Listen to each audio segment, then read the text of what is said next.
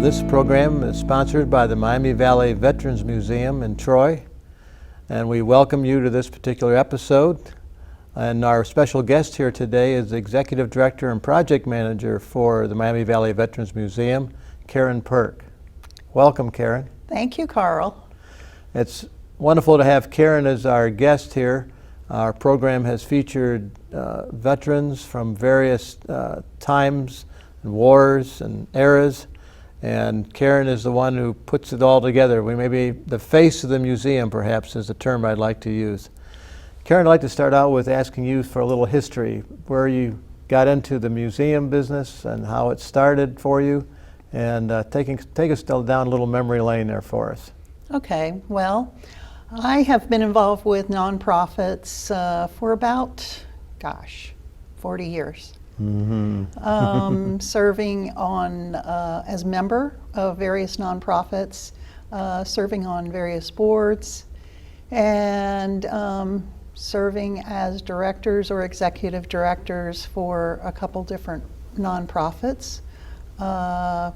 One that a lot of folks know about is the Waco Historical Society, Waco Museum. And then I came to the Veterans Museum as a volunteer. My husband and I were founding members of the museum and became more and more interested in what was going on at the museum. And when they needed an executive director, they asked me if I was interested because I had the skill sets as an executive of a nonprofit, and I was very interested in seeing the Veterans Museum to move to a new level, and so I accepted the job, and I'm glad to be working with the Veterans Museum. Well, Karen, 40 years and a few seconds, as we've said now, and we realized that 40 years contains a lot of seconds, and then there was the first.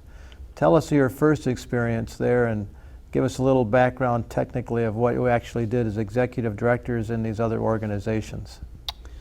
Well, I was director at the Troy Historical Society, and we had a time when the Historical Society moved from an organization with a lot of individuals that were actually changing their positions in the board with newer members, and so we worked on transitioning the board to keeping our original missions, but expanding the board and expanding our programs. And actually we moved from the Hainer Cultural Center to the location there on Cherry Street in Troy. I also worked with the Waco Historical Society, and ironically that was a similar situation where we transferred the museum from a downtown location out to Waco Field, created a museum there at Waco Field, and redid all the displays.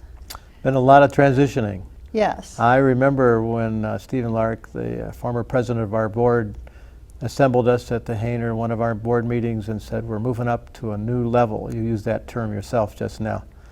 And I've certainly observed that in my years on the board as we went to different people with different skill sets, and of course bringing yours from your background.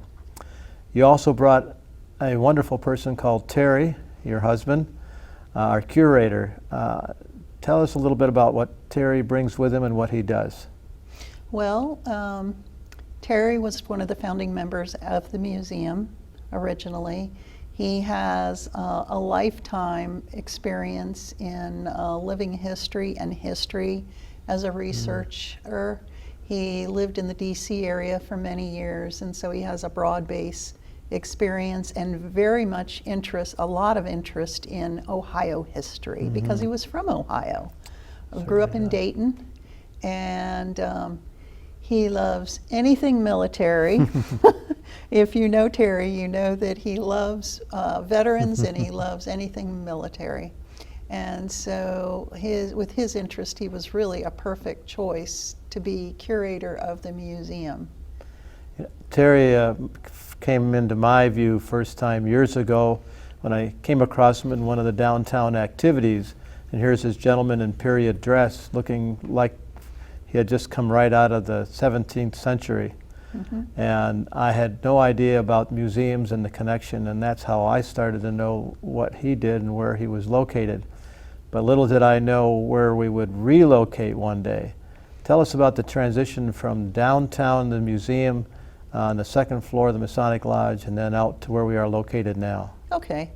Well, the museum moved from a very small one-room location to the Masonic Temple.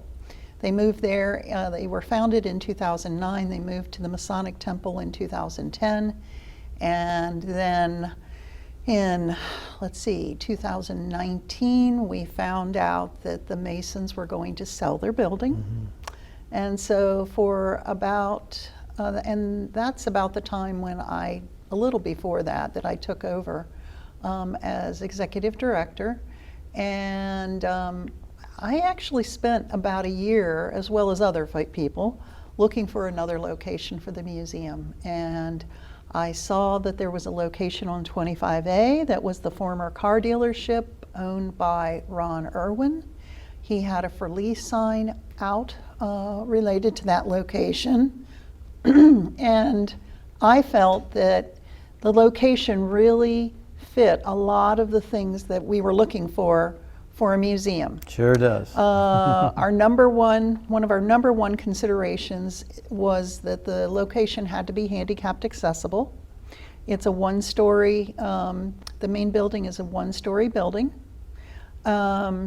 We also wanted a location where we could have special events outside or inside. And that site does fit that use. It's a 5-acre site where we're located now with 4 buildings, and it really quadruples our space that we had before. We had a 5,000 square foot space on the second floor of the Masonic Temple, and this space really is allowing us to grow. We have over 20,000 artifacts in our collection. Wow. I don't think I realized we're 20,000. Yes. So many things have been brought to the museum in my time on the board, and it's a working board, by the way, in so many different ways. Oh, yes. And there are volunteers there constantly and renovating this facility from an automobile dealership and into a facility that is vast and capable of handling so many different programs. Would you like to share with the audience some of the programs that the museum provides? Well, the first thing that we started quite a while ago, about the time when we moved into the Masonic Temple, is a monthly coffee.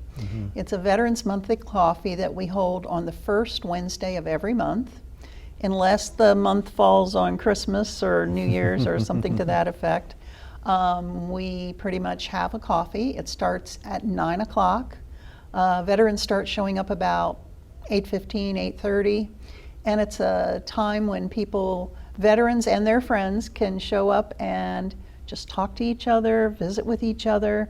About 9 o'clock we start a program. We have news. We remember those veterans that we've lost in the past month, and we have usually a great program that lasts about 20 minutes. And then we have other announcements. People share things that they need, there's more information about.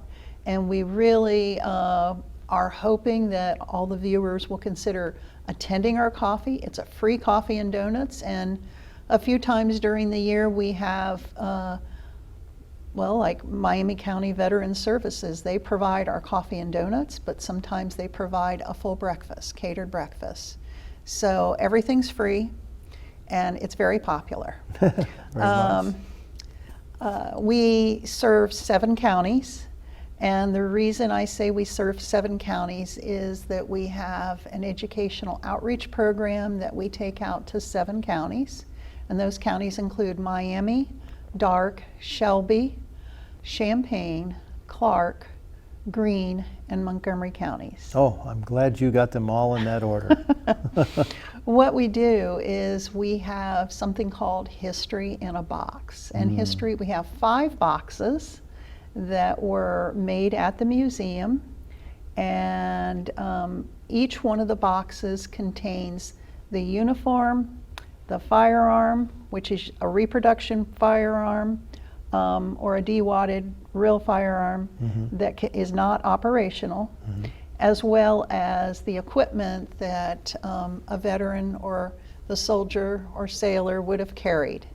And with that box, we generally have one person that totes the box around with a 2-wheel cart, and another person that is the historic interpreter that talks about the box and what's in the box and makes presentations at, well, we take the boxes to schools, senior centers, libraries, we take it to special events. We have 5 boxes. The first box is Revolutionary War, War of 1812. The second box is Civil War. Third box is World War I.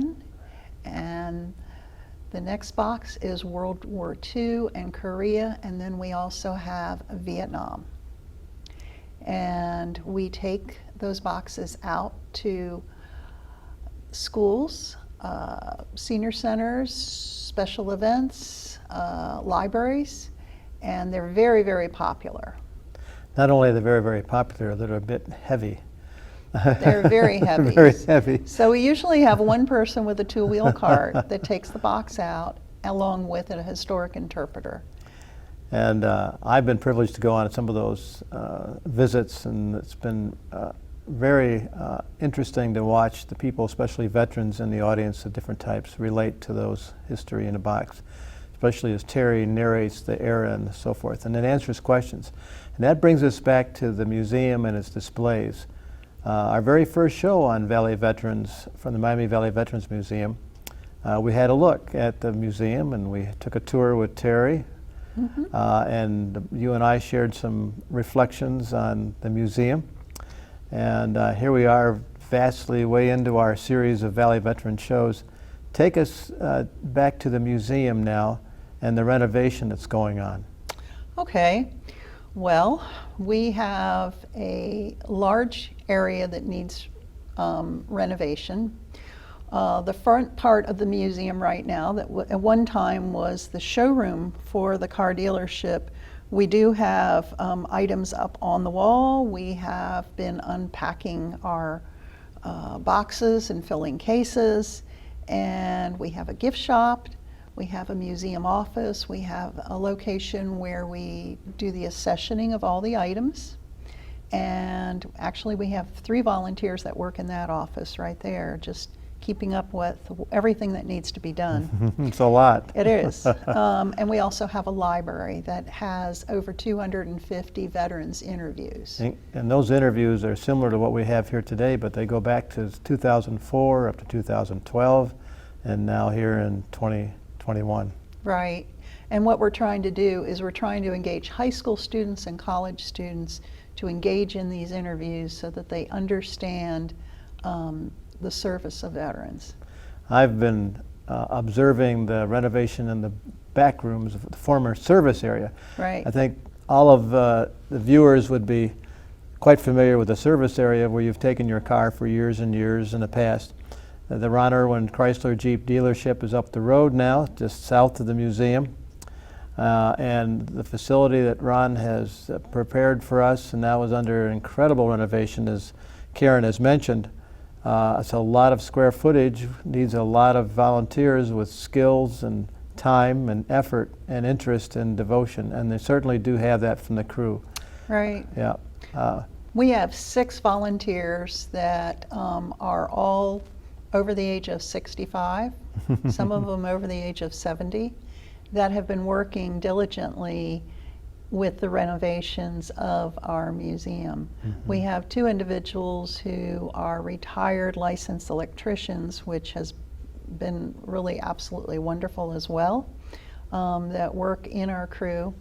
And we've been working in the museum there since, I'd say, last summer, just working on cleaning things up, painting, Right now, we're in the process of putting steel stud work all the way around the museum with the intentions of they're also working on the wiring and working with the architect under their direction related to what we need to do to move our museum, as I said, to the next level.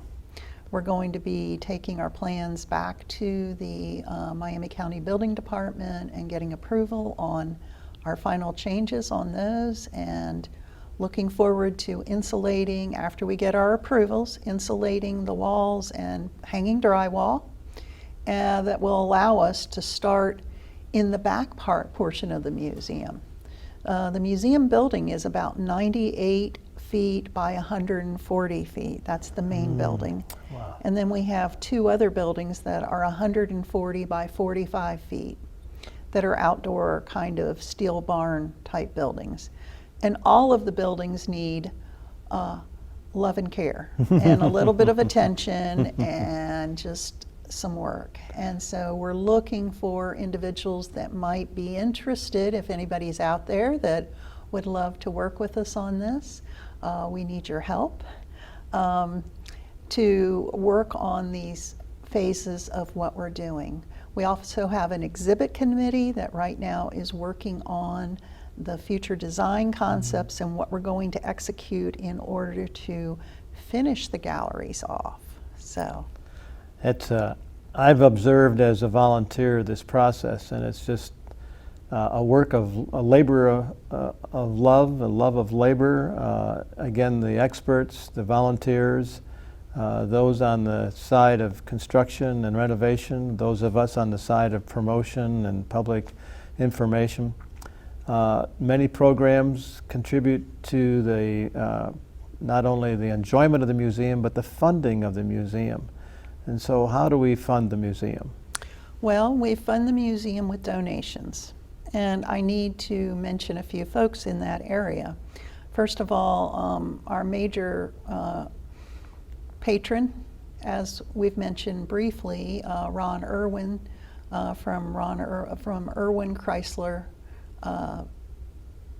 dealership has been the person that really has been able to make this happen for us. He Right. is the owner of the property, and we've worked out an arrangement with him to acquire the property. So we're in the process of making payments to Ron to purchase the property.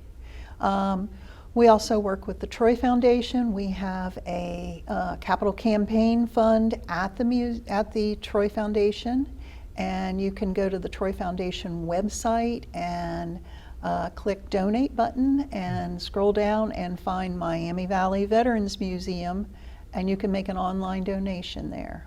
And we're on Facebook. We're on Facebook, This program will be on YouTube. right? This program will also be on multiple channels, local public access, through the DATV studios and the broader distribution of the program throughout the Miami Valley.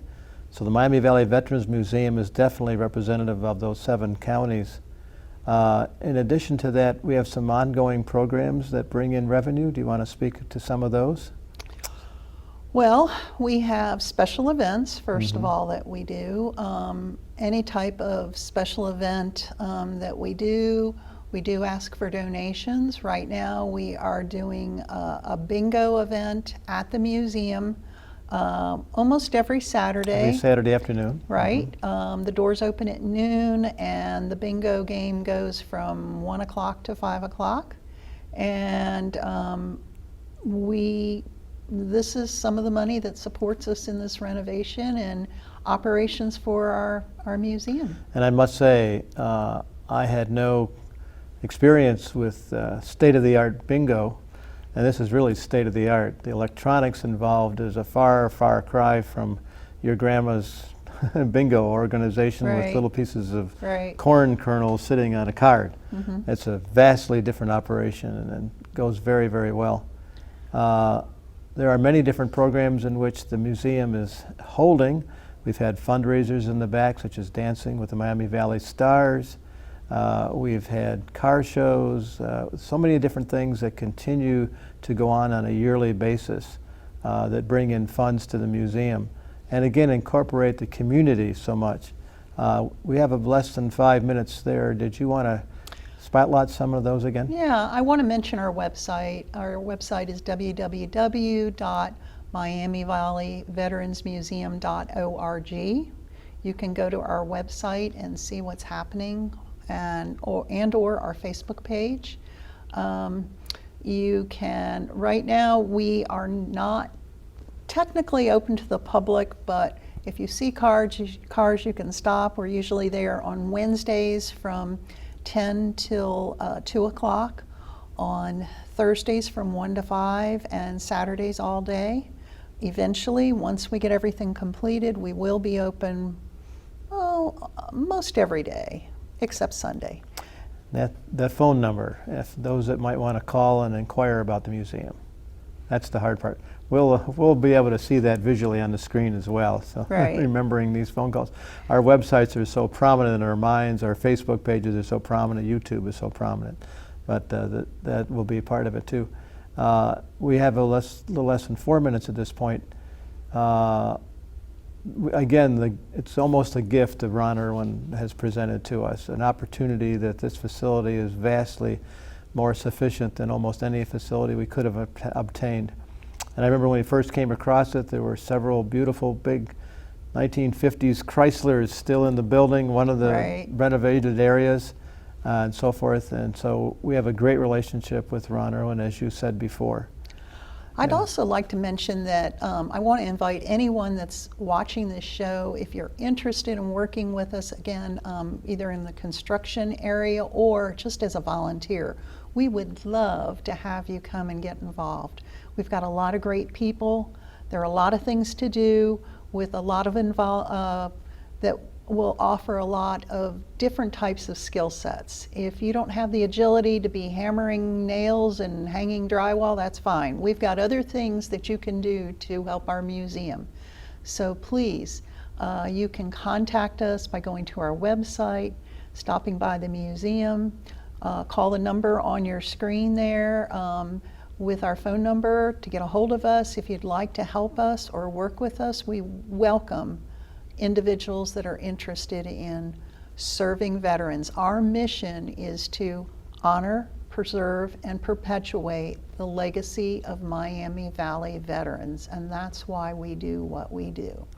Thank you, and we certainly invite all veterans and spouses and family and non-veterans, certainly. I mean, there's no Yes, exclusion whatsoever. We're definitely. open to the entire public. In the last couple of minutes here, as we mentioned our contact information, our address, and trying to direct Yeah. people a little bit more to it. Our address is 2245 South County Road 25A, Troy, Ohio. There are many museums in our region here, but we are based here in Troy, and we serve all these 7 counties. Well, thank you very much, Karen. In the aspect of promoting something that I believe in very much, I'd like to refer back to the volunteers that Karen has mentioned. What a tremendous opportunity it is to drop by and see what the historical sense of Americans giving so much to the improvement of our life and so forth as we live here in a free country. But to get to see the displays, get to hear about it, get to see working, people actually renovating is just a real treasure. I would like to, as we finish up here, I'd like to remind everybody that this is Karen Perk, the Executive Director, Project Manager of the Miami Valley Veterans Museum. Her phone rings off the hook, her email address rings off the hook. But we are very happy to have her as our Executive Director and Project Manager. Please look forward to visiting us out there at any time. Please get in contact, YouTube, Facebook, website. We'd be glad to see you. Again, Karen, thank you very much for appearing here on Valley Veterans today. Thank you. It's been a pleasure to have you as a guest today. We will see you again at another time. Remember to look for us on YouTube and other areas, as well as public access throughout the Miami Valley. Thank you.